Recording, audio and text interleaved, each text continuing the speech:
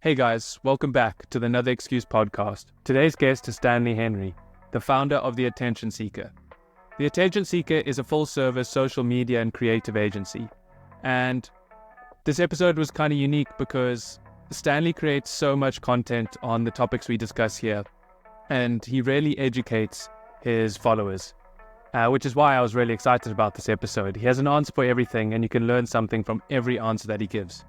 In this episode, we discuss things like why the salaries for his employees are public and what the hardest part of starting and running the Attention Seeker was for him and how much outreach he did at the beginning to get the company off the ground. There's so many nuggets of wisdom packed into this episode. I'm sure you'll learn a lot. Enjoy the show.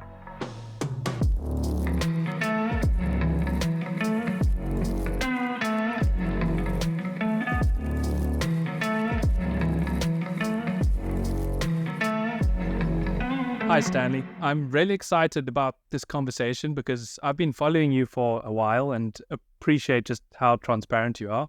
But for those who don't know, how would you describe what the Attention Seeker is and what you guys do? Oh, mate, that's a great question because it changes depending on the day of the week, I reckon. Look, my name's Stanley. And again, Byron, thanks for having me on. I really appreciate it. It's good to chat with you. I'm really excited for this. The Attention Seeker is essentially, at the base of it, we're an advertising agency, if you really want to think about it. I struggle to say that sometimes because we talk about how you die the hero or you live long enough to become the villain. And I kind of think we're turning into the villain, which is the advertising agency, which we were the anti-agency when we started. But our specialty is helping people develop organic content strategies and develop brand marketing. So we're very big on brand marketing as opposed to paid marketing. It's not that we're against paid marketing. We think it has its place and it's 100% useful. But our thing is like, how do we build a audience for people organically that they want to follow? And we do that for brands, which is something that I think makes us a little bit unique because a lot of brands don't do that. A lot of brands take the advertising route. And although the literature all says otherwise, brands still like to throw all their money into ads. And so we're trying to change that narrative. And was creating content always on the cards for you? Have you always been in content? Definitely not. So I used to run hotels for my entire career up until the point at which I started this business. I've always enjoyed stories and I've always enjoyed photography and creating stuff, but I'm not a talented creator. If you look at my TikToks, for instance, or my content, it's very easy stuff to produce. You know, like I'm not doing that elaborate. Like if you take my TikTok, for instance, it's just I literally sitting in this chair, my phone's in front of me, and I'm just answering people's questions that they give me on my TikTok. Whereas you take like the company's TikTok, or you take the other ones that we do for clients, and there's a lot more creation involved and a lot more development and strategy. So I like creating. I'm not the best creator. I understand the strategy behind it. I understand what's good content and what's not, and understand good storytelling and structure. But yeah, I used to run hotels for a living. Like I used to run hotels for a living. Now I run this ad agency or own this ad agency. I didn't think it would get here until I realized that if I really do want to build this life that I want for myself, of being able to do whatever I want when I want, I need to have an audience. I need to have this attention. And if I don't have that attention, I'll never be able to push any business or any product or any service. And so when I started this journey, it was all about how many eyeballs can I get on me like as fast as possible. And I started with, I decided that I'd start with a very niche audience at first, but of highly valuable people, which is why I started on LinkedIn. And then now, I mean, there's not a platform you can't find us on now. Yeah, that's crazy. And did you just jump into creating content and you're like, I'm going to create this agency? Or was it, I'm going to create some content on the side and kind of see what happens, and when I get those eyeballs, decide what to do? It was a little bit of both, in that I just jumped in and started creating content and I fully quit my job. Like I gave up my very successful hospitality career where I was running hotels, and I just quit and I decided, you know what, I'm gonna go in and try this other thing. And my wife was, well, she's my partner at the time, but my wife was like, what is this other thing? And I was like, oh, I don't know. but I'm going to put all this content out on LinkedIn and hopefully I'll figure it out. And I got kind of lucky because I actually thought maybe I thought the skill that I had to offer the world was leadership and business. Those are the two things. They're actually the two things that I'm best at. So I'm a fairly competent leader in building teams and getting people to do what they need to do, and I'm a very good business operator. And that's probably my best skills. I understand business very well. I understand the numbers of it. I understand what business is and what you need to do to grow a very successful one. Is why my career as a hotelier went so well. So I actually thought it was going to be something around those two things, like obviously leadership coaching of some sort, or business acumen, or business operations. And so I started promoting myself on LinkedIn. By doing this, I just started pushing out all this content. And it was the only reason I really ended up in this business, to be honest, is because lockdown happened. And I got stuck in lockdown. We're in New Zealand. I'm stuck inside for 6 weeks. And people started reaching out to me in New Zealand saying, hey, we're also in lockdown. We can't meet anyone. All these B2B businesses that I'd met for the 6 months prior to lockdown saying, can you do what you do for yourself for us? Like, can you help us with this LinkedIn thing? Like, we don't know what it is. And back then in 2020, like no one, well, I shouldn't say no one, a lot less people were using LinkedIn, especially in New Zealand compared to what they are now. And so I was like, yeah, look, I'm not going to teach you. I don't want to be a coach. So I'll just do it for you. I've got these like freelancers that have been helping me, that I've been paying.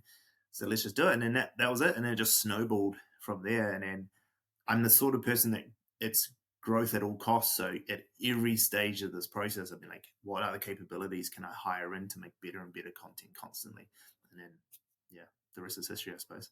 Crazy. And so you started the company 5 years ago, Yeah, right? pretty much. Like 2019, October 2019 is when I moved back to New Zealand. 2020 lockdown is when the business actually got a client. And to put things into perspective, like how big is the company now, and what kind of services do you guys offer compared to just LinkedIn ghostwriting? Yeah, cool. So we are now sitting at 27 staff. We're hiring another 5 people at the moment, so it should be about 32, hopefully before the end of May. And in terms of revenue, like last year, we'll probably after tax, probably, and after GST and revenue, we'll probably do like 2.4 million, or will probably fall out to be. So after in the first end of the 4th year, and then we're on track this year to do 5 mil. So we're not huge, like we're not like a $40 million, $100 million agency, but we've had a pretty steady growth of almost doubling every year in terms of revenue.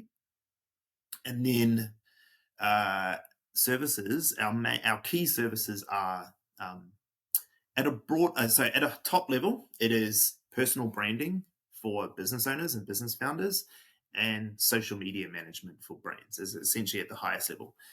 But where most of our money comes from is actually brand positioning and brand strategy.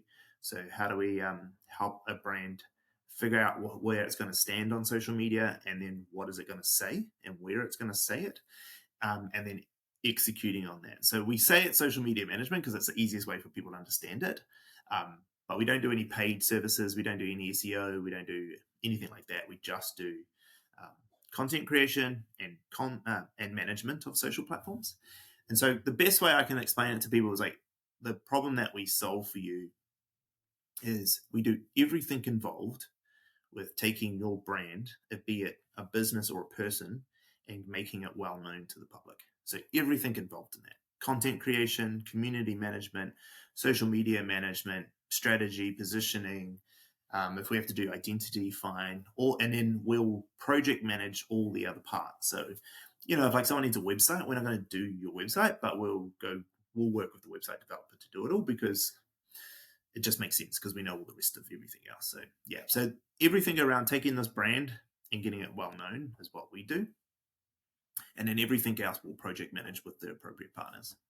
And did you keep pushing the envelope and adding more services to your offer, like with the intention to grow? Like you said, you just wanted to keep growing, or did clients also request certain things and you were just like, yeah, we can do that, and that's how you added services? To be honest, we did actually at the beginning, is we'd say yes to everything, because you're a small business, you're just trying to take on the money to pay the wages at the end of the month. I think these days we're much more clear with what we don't do. Like we don't do paid, we don't do traditional digital marketing services like SEO and things like that. But what we were okay to project manage it, because what we do is we act as marketing managers, CMOs inside the business. Your account manager with us will project manage your entire marketing strategy if required. And so just like a marketing manager would in a normal business, you don't do all the things. Like you're going to have to go hire an SEO agency to do that, and you're going to have to, so we'll do that for our clients.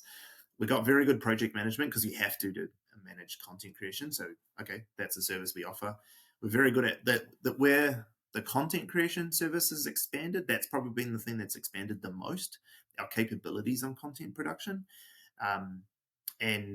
but actually, like in terms of the core service of like, what's the strategy? Let's go execute on that strategy, and then let's manage it over time and continuously improve it. That's always been the thing. We just had extra capabilities inside that. We have never added on. We like dabbled in LinkedIn ads at one stage, and we're like, why are we doing this? This is terrible. We shouldn't be doing this. Like, none of us enjoy it. Like, let's not do that. We've had clients who have wanted all sorts of other services, like graphic design stuff. I'm like, we don't want to do graphic design. Like, that's not what we do. We want to make content that people actually want to watch, not some crappy graphic that no one cares about. Like, we want to make stuff that people want to consume. So we know that stuff's still needed. We just now are very confident to go, cool. Like, we're the project managers. We're going to manage all of this stuff. We're just not going to execute on that piece. We're going to go get our partner over here to do it. You're going to pay them. We're going to make sure it happens. And you're already paying us a project management fee, so it's no extra cost to the client for us to manage it all. And, you see that, like, I got a real, like, it's real pertinent for us right now. Like, we got a client who brought us a great product, terrible brand, terrible packaging, terrible everything, but great product. They just like threw it together, and then they're like, this isn't right. We need to go get some help. And then so we've taken this, we've done a full brand positioning and brand strategy, but then for the identity pieces, so the logo and design and packaging, like, that's not what we do. So we brought in our partner agency, Nim Creative, and we're like, hey, just tell us what the price is. We'll charge on the client, and we need you to do all of this bit. We don't want to do any of it. But we can't do anything further until we've done all that. So get a move on, Yeah. And does customer retention differ depending on the services you offer?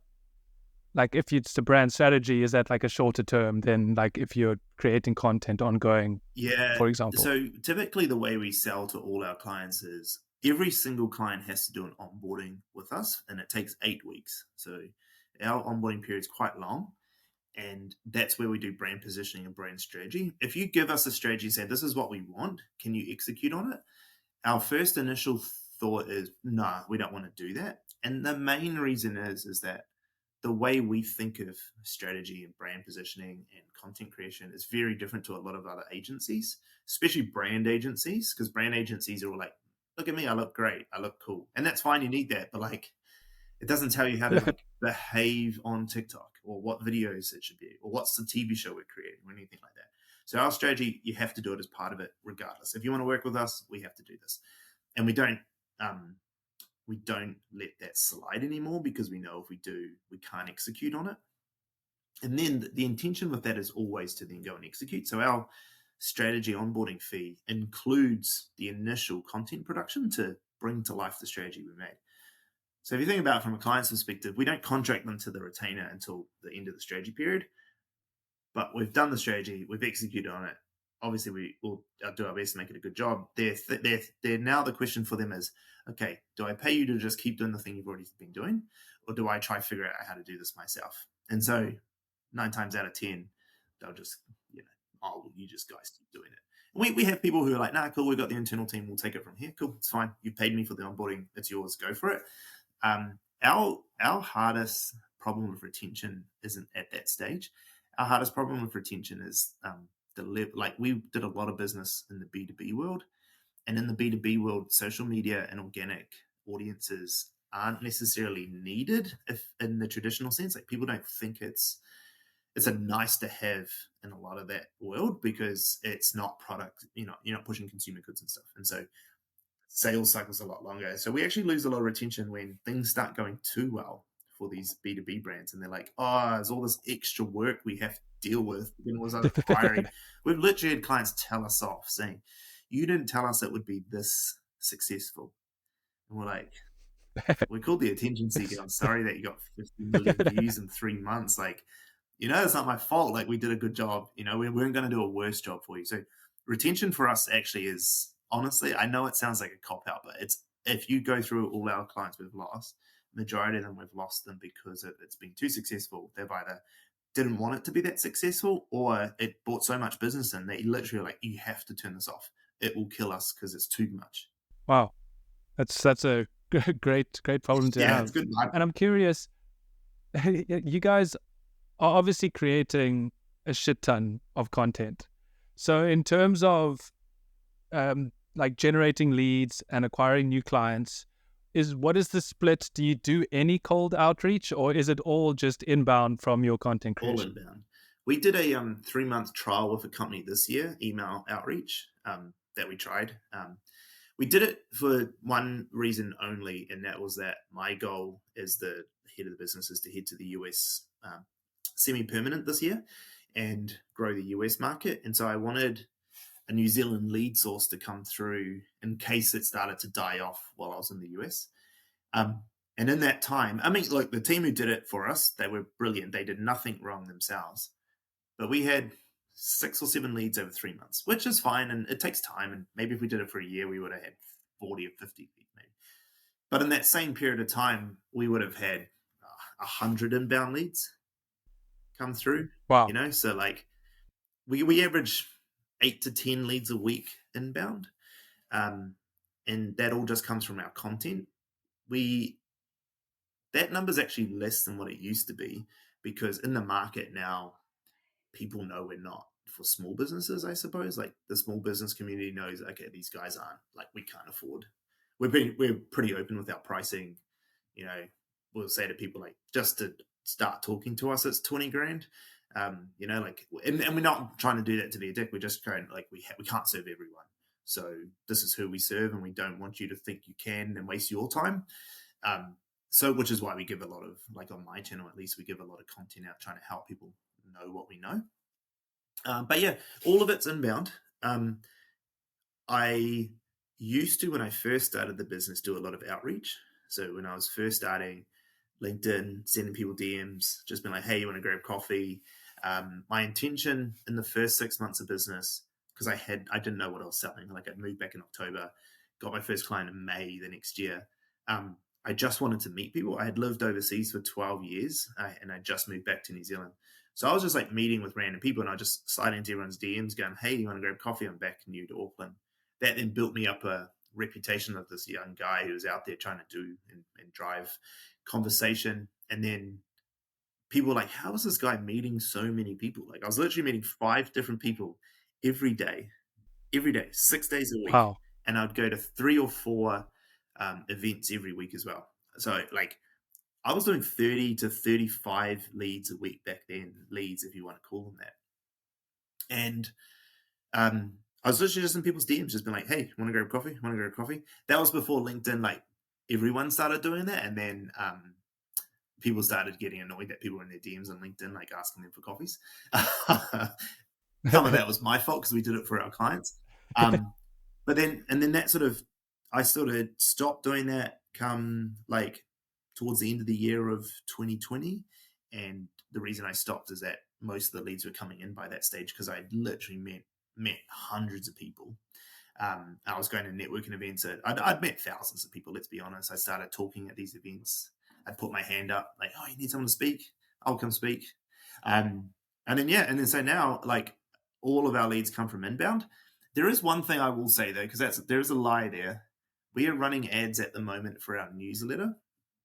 And our newsletter, we wanted to run ads to see what we can get cost per acquisition for the newsletter, if we can get it under $6. Because then if the cost per acquisition for a subscriber is under $6, then we're on the money, because we think that our lifetime value of a subscriber is going to be $6. So I was just like, yeah, let's just pour the money in.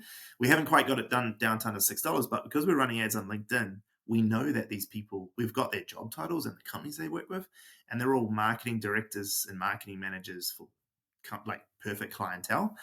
And so I'd be lying if I didn't say that there will be business that comes from that, because they're now in our newsletter, they're going to talk, and it's not why we did it, but I'll tell you right now, there'll be business that comes from that, and that's going to be, that's not inbound. They are definitely coming in through an ad. I just want to touch on what you said there about the amount of like outreach you did and the amount of work you put in at the start to grow. Like a lot of people don't understand like how much work it takes to actually like get noticed. You've moved back to a city after 12 years and you like grinded really hard to get this off the ground. And yeah, a lot of people don't understand that that's what it takes, and it really puts things into perspective. Oh, yeah, not at all. Like, I think one good thing about my journey is that I've showed and documented the whole thing from day one.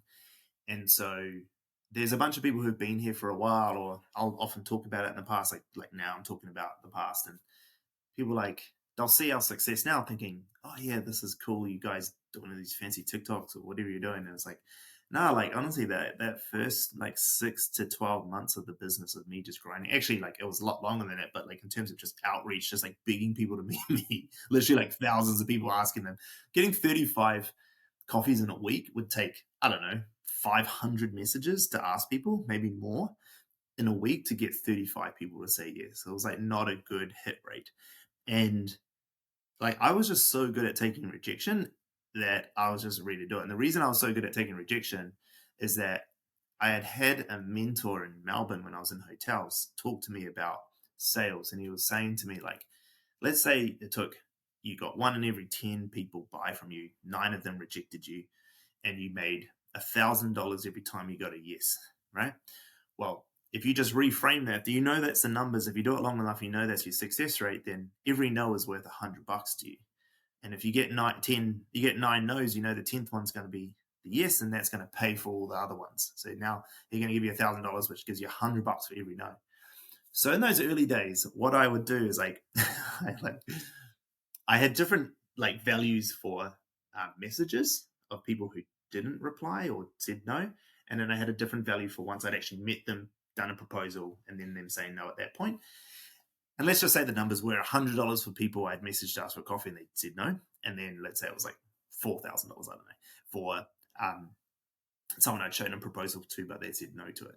I would literally like after those proposals, I'd come back to my wife and I'd be like, I was like, yeah, fuck, this is awesome. She's like, what is it? I was like, I just made $4,000. And she's like, wow, who bought it? And I was like, no one bought it. I got rejected. And she's like, you're insane. Like, you're an idiot. Like you haven't made any money. I was like, you just wait.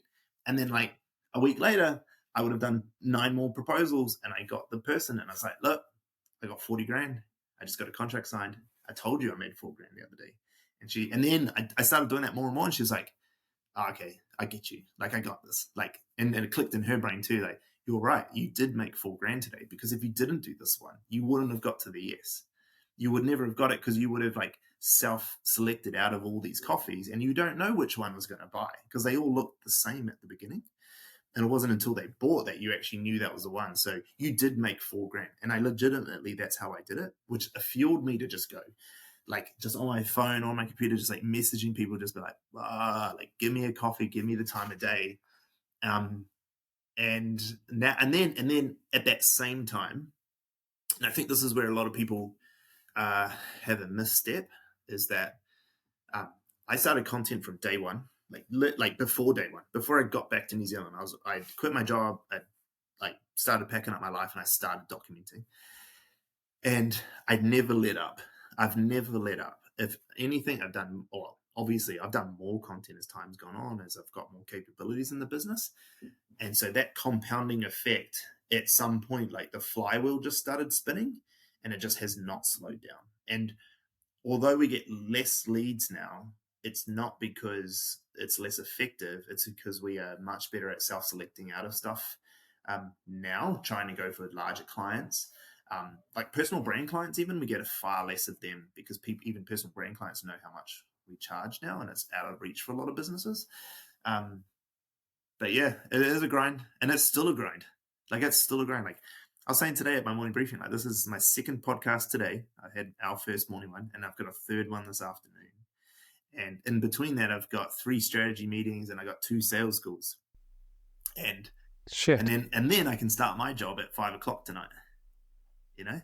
Wow. So like, I just don't Yeah. stop, because like my goals for global domination, not to have a $5 million business. I want a $500 billion business, right? So, um, because the thing is, this is something that people don't understand, is that I don't need the business to work. I've got my retirement sus. Like, my partner and I, we had a very good career in hotels. So, and we, most of it was in Australia, which has a very fantastic superannuation scheme. So I've got enough money in my superannuation. I'm set. Like, when I retire, it'll be enough money that I'm fine. And so I literally said to my wife, I was like, look, I got 30, at the time I was 32 when we started. So I was like, we got 33 years before we hit retirement age and we can cash out. So just let me go for broke. Just let me go for broke. Like, it doesn't matter if we make any money, because we will be set and we'll live a really comfortable life once we're 65 and we can retire and we'll never have to work again. We already can do that. So why don't I just try and take over the world? Like, what else am I going to do? Like, have a cruisy life? Like, that's boring. Like, we can do that cruising when we're 65. We're in a generation when we're 65, it's going to be like when our parents felt like they were 50. So we're going to still feel really good. We're going to be healthy. We're going to have a great place that we live in, and we'll go and do whatever we want. But for now, what if we do some cool shit and we just go for broke and try stuff? What could happen? And then, I mean, the things that we've been able to do since. So I love the grind. I know when to chill out. I can go and sit and play Assassin's Creed for 12 hours on a Sunday to just completely escape. I know how to take my breaks. Over the summer, I was really burnt out over New York, so I knew how to take that break. I think that a lot of people think this hustle grind culture is just like 24/7. It's like, nah, like, when you're feeling it, you got to chill. You got to just go fully out. Like, I'm fully in or I'm fully out. Like, when I'm playing City Skylines 2 on my PC for 12 hours, I'm not talking to you. Like, my messages are off, everything's off. My wife's like bringing me lunch at 12 o'clock going, you need to probably eat, like eat some food. So yeah, like, it is a grind and people aren't really willing to do that. But then I don't also think they want the same thing as me. Like, people don't want global domination. So you probably don't need to be as crazy as I do. And you can probably just take longer to build. Like, most businesses in New Zealand never even get to $1 million in revenue. So you don't need to have a successful life. My brothers don't have $1 million businesses and they are very wealthy and very successful. You don't need it. So I think if you want what I'm trying to do, like, this is it. You got to go for it. Yeah, I agree. And I just like to go back to the like mental framing that you had where you assigned dollar values to the no's. I think that's a very useful exercise. But some people may still argue that like they're still afraid of like asking or getting rejected. And do you think that the only way of getting over that fear of failure is just putting in the reps? Oh yeah, for sure. Or is there another way? No. The only way is to put in the reps. I mean, the only other way you can do it is get a little bit delusional, like I was. I was a little bit delusional. I had to be, because I like convinced my wife to quit her awesome job, give up our amazing high-rise apartment in Melbourne, and like come and start a business that I didn't know what it was. And so I had to be a little bit delusional at the beginning to be like, nah, I'm going to make this work. And I had to, because of her, because of what she had done, to what she'd given up to let me chase this crazy idea. So a little bit of delusion at the beginning is helpful, because it helps drive you. But then at the end of the day, like, all it's doing is helping you get through the first few reps, so that, by the time you're up to rep 10, you're a little bit used to it already.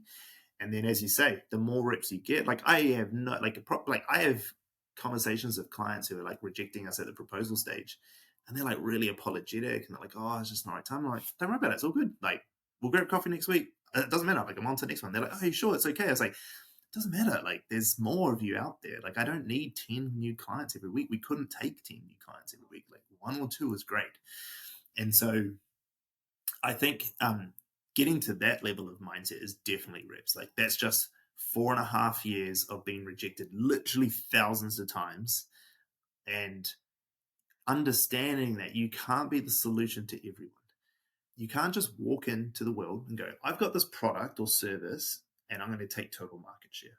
There's just no way to do that. That's impossible. And you're actually delusional if you think that. If you create like, oh, I've got the best new product, I'm going to take the market. No, you're not. No one does that. There is no one who just takes the market. Look at TikTok as an example. Everyone's like, TikTok's crazy in what it's done in terms of its growth, and it's nothing compared to the entire market. Like YouTube Shorts is already 1 billion people more than TikTok. Meta's platform is way bigger than TikTok's, but it's huge. And if you own TikTok, you'd be pretty happy right now. But like, you're not going to just get market share of everything. Not everyone's going to buy your product. So when you really understand that, don't there's this. I remember talking to a young lady who started a business, and she made these like straw hats, and she weaved them, right? And they were cool, really nice, like designer, like real high end. She built this fancy website. She put them out, and she's like, I did it all, and I put it all out, and like just no one's buying them. Like, I've sold 4. I was like, what did you expect? She's like, well, they're fucking awesome. I was like, do they know that? Like, I don't want one. Like, I know you, and I don't want one. And she's like, why not? I was like, why would I wear that? Like, it's not me. Like, I would never wear that. And probably my wife wouldn't wear it either. Like, not everyone wants your stuff just because it's amazing. And there's this idea that like people have that if you build it, they will come. And it's just not true. Like, it's just not true. Like, I have no intention of stealing the market share of ad agencies in the world. If I can get to 5% of the world's ad budget, like a marketing budget, holy crap, I would be ecstatic. Like, that would be like I would be like, I conquered the world. And that means 95% of business is going to reject me. To get 5%, 95% of the world's going to reject me. And if you start to understand that that's the scale of what you're playing at, then, and you put in the reps, then it gets so easy. And actually, it's like quite liberating, because then it's like, I don't want to work with that guy. Like, those guys, their stuff's boring. Like, they're too, like, like they just do stuff I'd never want to do, which is one of the reasons why our content is so raw and unfiltered, because we don't attract people who are safe, And so I'm like, so now we're so double downing on our brand. I have to have less of the rejection conversations, because I reject people in our comments. Like, they're in our comments and we're rejecting them there. So anyway, I hope that kind of helps. But yeah, definitely get in the reps. Like, if you're scared or if you're nervous about this thing, understand, first of all, you're never going to get everyone. There's no way. It's impossible. There's no brand in the world that has everyone. And 2, the more you do it, the better it gets. Yeah, definitely. And I'd like to switch topics a bit, because I'm fascinated about how you run your company in terms of like team culture and the certain like different decisions you made. And one of them is that your salaries, like every employee's salary, is public. Why have you made that decision? So I used to do this in hotels as well. I was really, when I ran hotels, every dollar ever spent is shared. So all the P&Ls are public to the team. Salaries are public. I mean, as soon as you put a P&L public, you can essentially see everyone's salaries anyway. So it just made sense that everyone's salaries are public. And the reasoning is quite deep of why you do it. But like, just get into the transparent salary piece, because that's probably like the most clickbaiting thing for people, is to go, wow, I know my coworker's salary. First of all, the reason we don't know everyone's salary is because businesses deliberately made that the way. Like, it was written into a lot of contracts. You can't talk about your salary to your coworkers, otherwise you can be fired. It was a fireable offense. And so they did that because they had to negotiate talent, and they didn't want people getting paid less to know what other people were paid, because then they might have to pay them the same amount. And for the most part, that's the reason why salaries are not public, because of that negotiation process, right? And so when I first did it, I was coming from a world of hospitality where wage theft was a very common thing. In Australia, it was very common for hospitality businesses to essentially steal their staff's wages by putting them on salaries, on a low salary, but then making them work 50, 60 hours in a thing, and then they're effectively getting paid minimum wage. But they're like, no, you're on salary, so you've got to do the hours and stuff. And I just like hated that culture of like people exploiting their staff in terms of pay. Like, your team can't function right if they're struggling to pay their rent.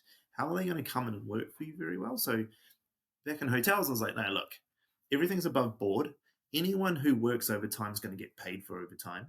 Everyone's going to know what everyone's on, so that you know that the person standing next to you in the restaurant serving with you, or the salesperson's doing that, you know what they're getting paid, and that they're getting paid the same as you because they're doing the same job.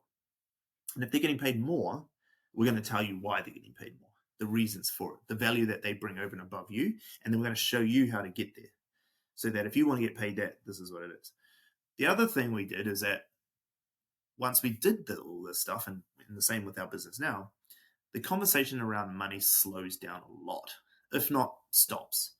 Because people stop going, oh, I want a pay rise because everyone else is on more than me, or I think I should get paid more. They look at the salaries on the cash flow statement next to all the other expenses and all the profit margins and all everything. They can see it all. And they're like, oh, I want a pay rise. I want 10 grand a year more. And so I'll just say to them, okay, tell me what should we cut? Like, what should we cut to give you your pay rise? And then once we give you your pay rise, now you're on 10K more than everyone else. Let's put everyone else's up. And so who else should we cut? Or maybe we should just make someone redundant so everyone else can get a pay rise.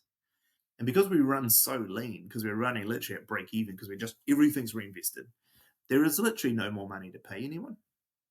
And so it's not that we're trying to underpay people. We're just trying to say, like, be realistic. And then then they're like, okay, well, we can't do that. So then I go, okay, so if you want more money, this is what you got to do. And the way that, like, account managers, for instance, make more money with us is like, don't lose any clients. Retain your clients. If your retention is solid, then I can look at your thing. That one, you're doing a better job than everyone else because you're retaining clients. So you're now more valuable than the next person because your retention targets are way higher. You're obviously doing something better than everyone else. So you should be paid more. You're more senior because you're better at your job. But two, that money is predictable now. I know it's coming in every single month. I'm not worried about losing any of those clients. And so therefore I can confidently say, like, you're worth this much more. And once we started to breed that culture and the team started going, fuck, like every week they meet on Monday, the accounts team, and they go through the clients list, and it's literally next to it is like all the months, and it's like their dollar value that client has to pay that month. And they sit in this meeting and they go, am I confident the client's going to pay their invoice? Like, am I confident that we've done enough to earn them to pay that invoice? And if they can't honestly answer yes, then it gets dropped down to an issues list. And at the end of that meeting, we go through the issues and they're like, how do I make sure I get that 10 grand? Right. And then so what that did is it bred into the guys, like, if I want more money as an account manager, I just got to do this. That's easy. And if we all do this fluctuation in the bottom of the bottom line goes away and it stays high. And now Stan's got 60 grand he has to spend every month. Who's he going to give it to? He's going to give it to the guys who did the thing. And he's going to share. And that's what we do. And so, like, we're more than happy to give pay rises and stuff. We're like, 2 people have had pay rises in the last month. But the idea is that, like, by showing salary transparency, no one's worried about if they're getting paid less than anyone else because they all know it. They understand that if they want more money, that has to come from somewhere. I can't just pull it out of thin air. We're a small business. We're not a huge conglomerate. So I have to pull it from somewhere. And the best way to do it is they all understand, like, how does their role influence those financials? And so if I can do my job just that bit better, those financials will flow through and Stan will pass it on to us. And because and I do. And they've got proof that I've done that because I do it consistently. I consistently give pay rises when pay rises are due. And I'll move, like, the whole band up. I'm like, you 5 people, you're all in the same, like, we'll move you all up together to the same band. And so I think once they get to that, they understand that a lot of my team understand that they're paid less than what the big agencies would pay them. They 100% know that. The reason that they're willing to work with us is that the environment that we have is enabling them to grow. And a lot of them came in without the experience that their role would be needed to have in an advertising agency. Like in one of the big agencies, 500 staff here in Auckland, to get the same account manager role where you might get paid 140K and here you might get paid 80, that 60K difference is coming because you've done it for 6, 7, 8 years, whereas some of my guys have done it for 2 years that they've been here or a year that they've been here. Before they came here, they couldn't do account management. I just saw something in them that I was like, this is the right person, and I can teach them the other stuff. So they get paid less with us. The idea, and the other part of it, some of the more senior guys, they're like, Stan, I'm here for the long run because I see the trajectory of this business. And I want my 100K pay rise when I know you can give it to me. So yeah, look, I think that transparency just lets people have better understanding. The more knowledge people have, the better they are. I think that applies to everything in life. I think that a lot of a lot of the bad things that happen in life are down to poor communication. You know, you could say that a lot about war and all sorts of bad things that happen in the world, just terrible communication that people have. So if I can provide more communication around your salary, it can only be a better conversation. It does, however, make it hard for me because I am now on the hook. Like everyone can see, like literally, we had a account manager. We put up the salary band for account manager. For us, account manager is 60 to 80,000 New Zealand dollars for an account manager. Put that on the ad that went up on live, and we had someone come in and they're like, "Oh, I want 90." I was like, "Okay, well, first of all, we told you that the band's 60 to 80, so don't know why you're asking for 90. And then second of all, if I put you on 90 to do this, like as someone who has the same experience as the guys on my team, and I put you in there, I now have to lift everyone to 90. So I'm not just paying you 10 grand more. I'm now paying 6 people 10 grand more, and that's 60 grand. And I can't just have you on 90 and all of them on 80 because they're going to be like, why is this new person who has no tenure with us, who doesn't know how to work in our environment and our team, get paid more than us all of a sudden? And so we just had to say, like, look, like you're great, but like there's no way that we're going to do that. Because I can't do that. Because if I was in the other one where they weren't transparent, I was like, yeah, fuck, that person's so good, just like get them in. Like we need the account manager. I would pay them 90 grand, no one would know, happy days. But I can't because the rest of my team would be like, fuck you, Stan. Like we're quitting because you told us that there was no more money and then you just paid this person 10 grand more. So it's full of shit and it keeps me honest. Yeah, I can imagine that taking like the communication and trust in the business to like a next level, because it also gives people the confidence to approach you and have like an open discussion about money where even from personal experience in other businesses, you assume the worst. It's like, no, we can't pay you. And it's like, oh, really? Like, because you don't have a look at the P&L and you're like, I feel like we're making more money. We just took on like 3 more clients. Like, I don't know if I trust this. Yeah.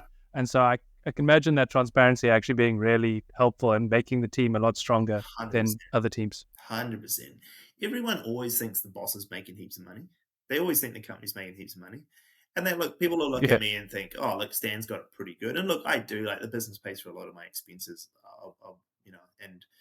And I'll say that, but like we also don't have a lot of expenses, Claire and I.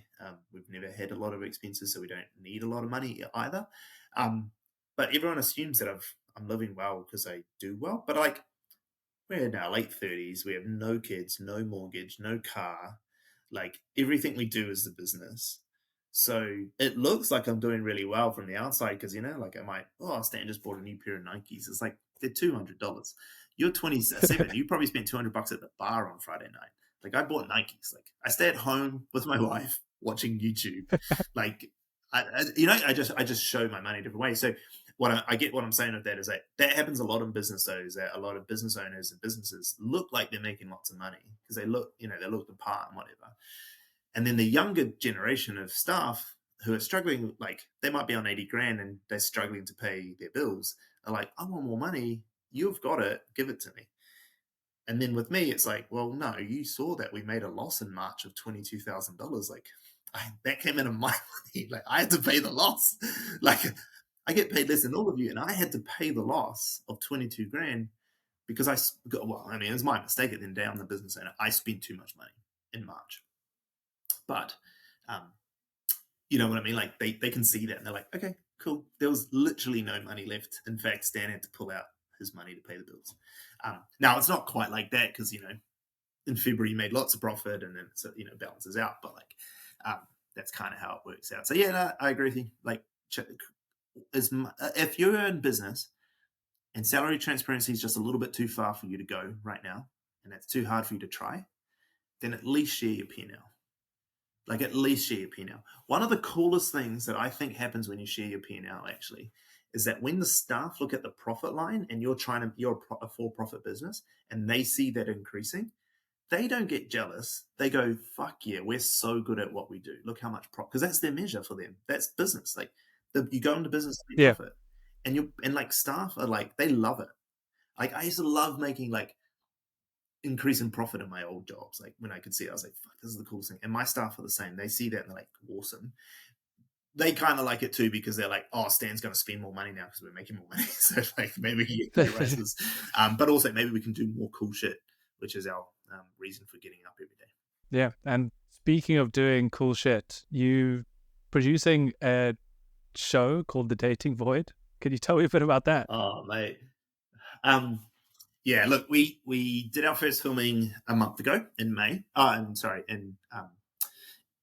In April, first Friday, and we've got our next filming this Friday actually. And in that first filming, we filmed 5 episodes. We're going to film another 4 this month. And the concept came from, or the reason why we're doing it in the first place is that I have a real belief that organic social media is going to turn into, for those of us who are doing it well, a bunch of social media profiles that look like TV shows. And that TV show can be anything. It can be humorous, it can be the news, it can be a documentary, it can be whatever. But just like all the big YouTubers and all the big creators, their social media channels are TV shows. And brands are going to follow suit now that there is an actual way of getting your content discovered.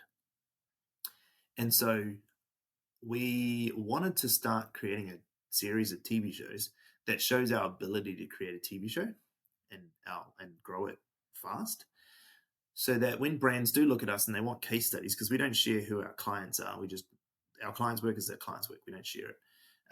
If they want us to, we will, but we don't, because they paid us to make them famous, not to make us famous from their work. And so we want our own social media, and we only have a few types of social media we put out now, and that doesn't show our full range of capabilities. So we wanted a show that could be something completely different, something that didn't have Joni or myself at the forefront of it, or any of the other main characters of our team, so that we could prove also it wasn't a thing, a face.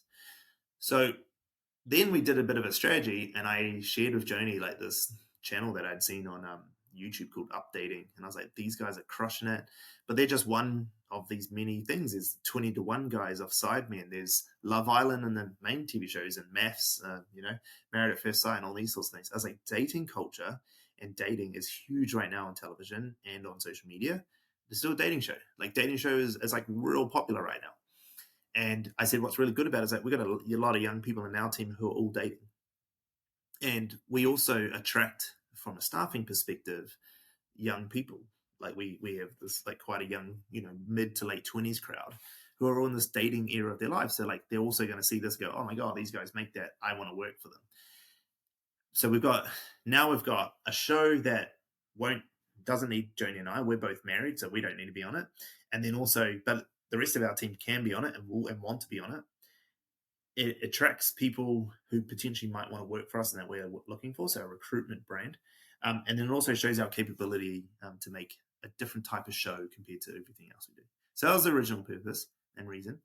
And then, and then we just had this Friday night, and it was chaos, and it was absolutely hilarious. And we had people passion on stage, and we had like people trying to ask each other for a threesome, and like there was like people stealing people's thing. It was chaos, but it was gold. Like I watched the first episode goes live on this Thursday, so in like 2 days. And I was watching the guys had been editing, and I watched the final thing, and it's hilarious. Like it's so funny, and the clips of it. But it's also this really interesting insight into like human behavior and human culture. So I'm super excited for it to go live. It'll go live this Thursday. There'll be an episode every single week. We'll film the first Friday of every month to get the next month's worth of content out. And so the cycle is we film, it takes a month to edit in the month, and then we release it. And then while those episodes are coming out, we're filming the next one and editing the next one. And so we just have this like production cycle, and we'll probably run it all the way up until we'll probably do our last filming, I guess, first Friday of October. So then it'll finish by end of November, and that'll be the first season. And then we'll take the summer off and then start again next year and get it going again. But yeah, it's super fun. And I think it will go off really quickly. Like it's real funny. Like sometimes you watch videos that the guys make and you're like, that is going to hit. That's going to hit real fast. And so I'm super excited. I mean, I'll obviously eat my words if it doesn't, but hey, you live and you learn. There's Yeah. definitely some things we're going to improve this Friday for filming. Like we got wrong last time and had the wrong lens on stuff and camera placement and mics and stuff. But it's still really funny. But I mean, that's part of the sort of content creation process. It's you get to watch it back really fast, and like you guys have a system now, and so you just keep iterating and improving as you go. Exactly. Yeah. And what has been, would you say, the hardest part of growing your company so far? For me, it's always cash flow. Always. Because a lot of the other things that people find hard, like staff and recruitment or sales and all that, so it's like I quite enjoy all those pieces of it. Um, Cash flow is hard because it's hard for any business. Cash flow it is the single biggest reason for businesses going under, because of cash flow, because they just don't have the money when they need it to pay their bills, and then they make redundancies and they make cost cuts, and it's just like a real negative cycle.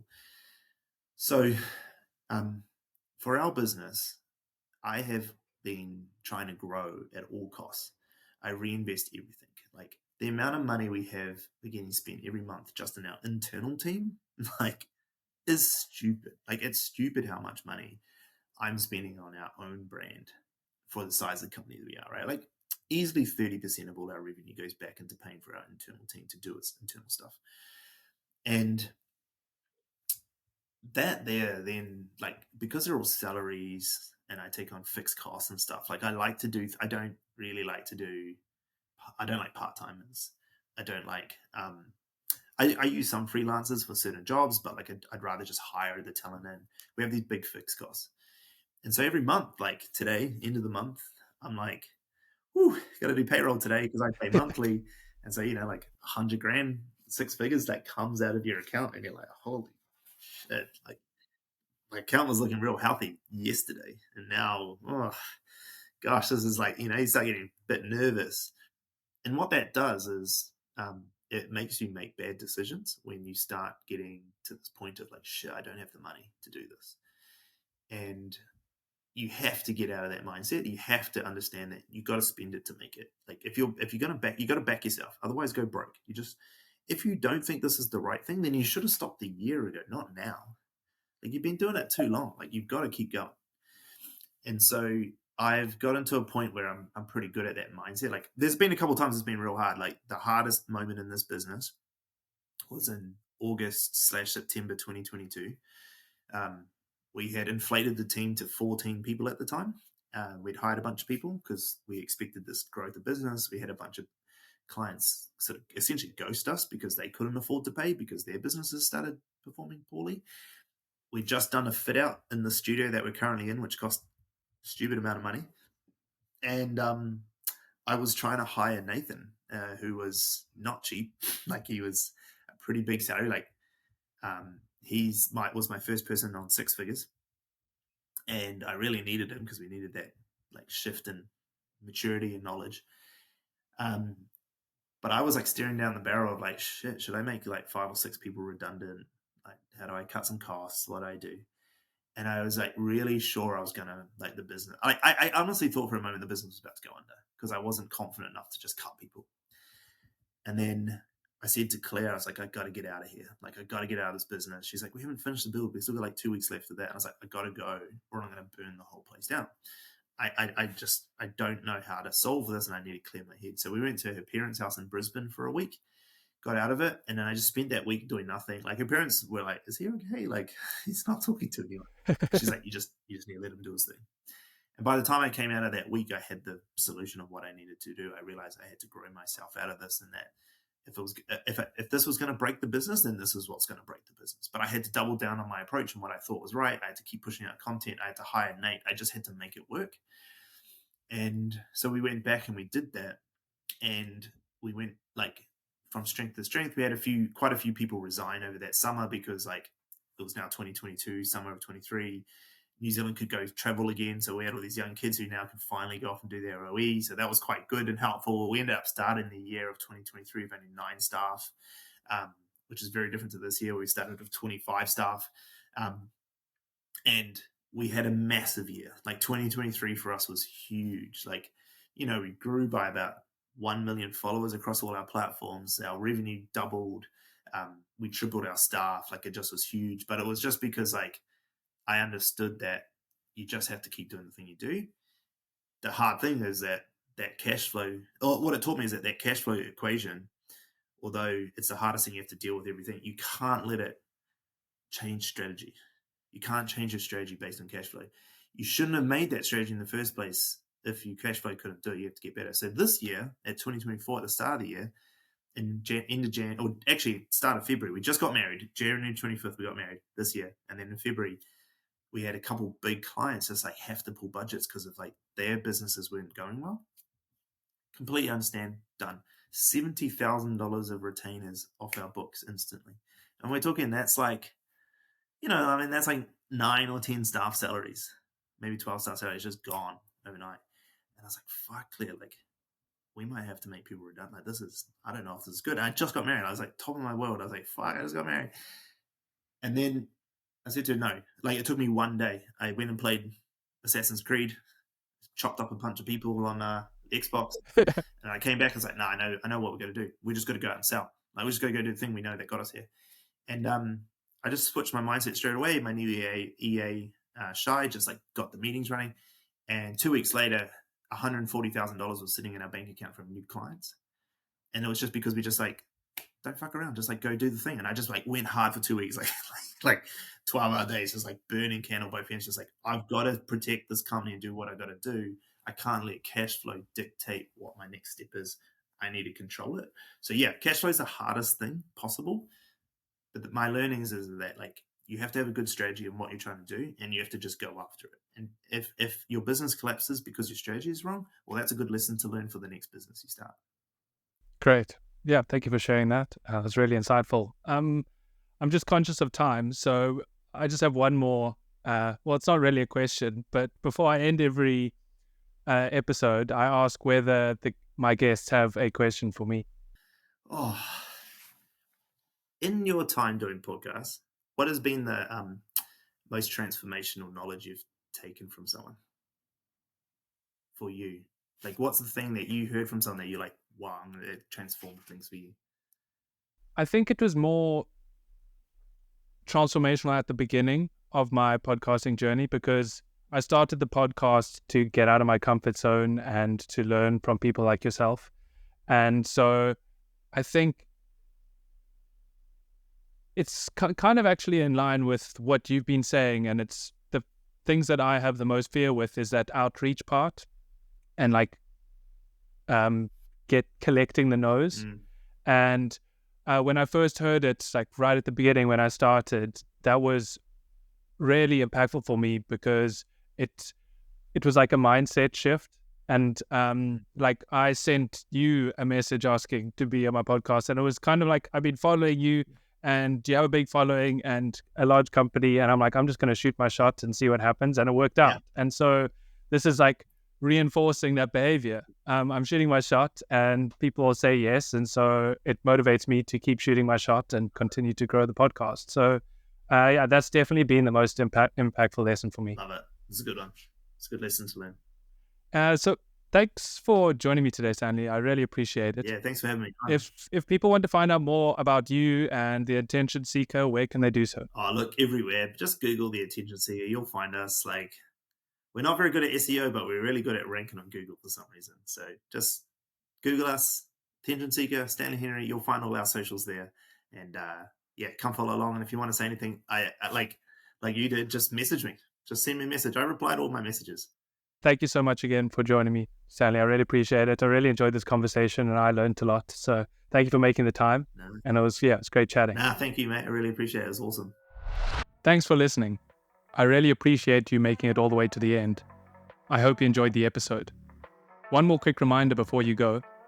I have a weekly newsletter by the same name, Another Excuse, where I cover 4 topics: something that has changed my perception, a tool that could be useful to you, content that is actually worth consuming, and a concept that I try break down and explain. If this sounds of any interest to you and you need a kick up the arse, then you can subscribe at the link below. Thanks for joining me again, and I'll see you next week.